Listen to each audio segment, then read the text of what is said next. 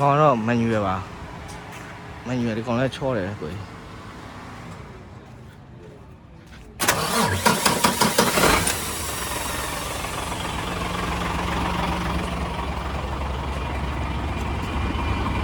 ဟောလည်းခွင့်ချောတယ်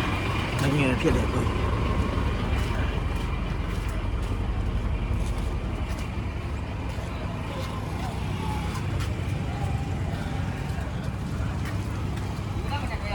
နှစ်တွဲ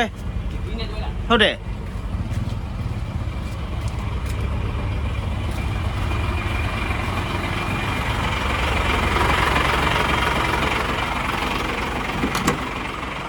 မင်းရဖြစ်တယ်နော်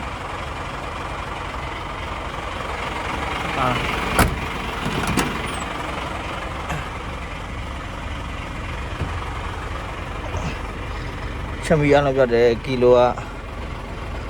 4,400,000 4,400,000နော်ကတ်တန်တယ်ကွယ်